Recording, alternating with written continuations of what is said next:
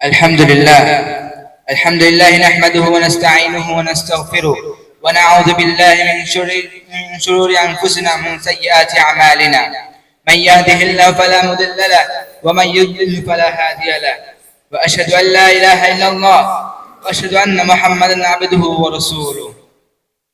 فأعوذ بالله من الشيطان الرجيم. بسم الله الرحمن الرحيم. উপস্থিত সম্মানিত উস্তাদগণ এবং আমার সামনে উপস্থিত সহপাঠী ভাইরা, আসসালামু আলাইকুম ওয়া রাহমাতুল্লাহি ওয়া বারাকাতুহু। আজ আমরা দাঁড়িয়ে আছি ইতিহাসের এমন এক মোড়ে যেখানে সত্যের কণ্ঠকে রুদ্ধ করে রাখা হয়েছে আর মিথ্যার রাজত্ব চলছে মিডিয়া এবং মিসাইলের জোরে। আমি আজ আপনার সামনে উপস্থাপন করতে চাই ফিলিস্তিনের ইতিহাস, যা শুধু একটি ভৌগোলিক এলাকার নাম নয়, বরং মুসলিম উম্মাহর হৃদয়ের ধ্বনি। ফিলিস্তিন, যার আরেক নাম বাইতুল মুকাদ্দাস। এই ভূমি শুধু একটি রাজনৈতিক ইস্যু নয়, এটি ছিল ইব্রাহিম আলাইহিস সালাম, লূত আলাইহিস সালাম, সুলাইমান আলাইহিস সালাম, ঈসা আলাইহিস সালাম সহ বহু নবীর পদধূলিমাখা স্থান। এই ভূমির বুকে আল্লাহর রাসূল সাল্লাল্লাহু আলাইহি ওয়াসাল্লাম মেরাজ রাত্রিতে মক্কা থেকে বাইতুল মুকাদ্দাসে গমন করেন। এখানে তিনি সকল নবী ইমাম হয়ে নামাজ পড়ান এবং এখান থেকে তিনি উঠে গমন করেন।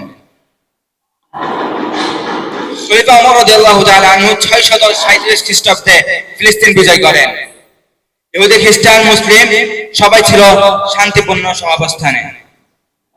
মুসলমানরা কখনো জোর করে কাউকে ধর্মান্তর করেনি, বরং ফিলিস্তিন ছিল জ্ঞান, সভ্যতা ও আলোর কেন্দ্র। 1197 সালে ক্রুসেড একটি রক্তাক্ত অধ্যায়।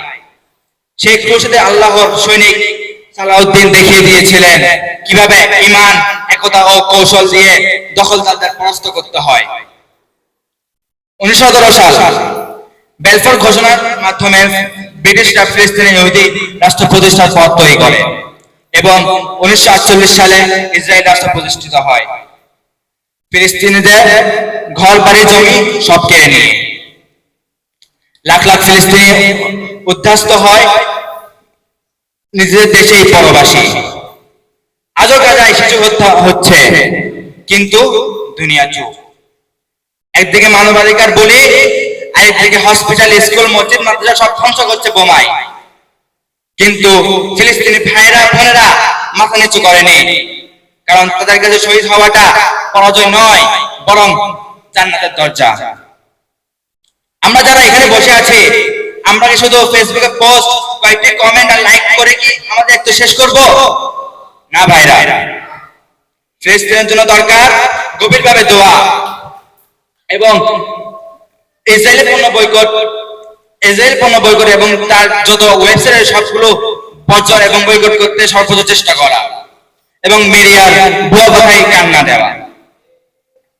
শেষ কথায়, ফিলিস্তিন শুধু একটি ভূখণ্ড নয়, এটি ঈমানের পরীক্ষা। ইসরায়েলে আছে ট্যাঙ্ক, আমাদের আছে তাকওয়া। তাদের আছে বোমা, আমাদের আছে দোয়া। তারা নিতে চায় দখল, আমরা রক্ষা করতে চাই পবিত্রতা। আসুন ভাইরা, ফিলিস্তিনের ইতিহাস জানি, বুঝি এবং তা থেকে শিক্ষা গ্রহণ করি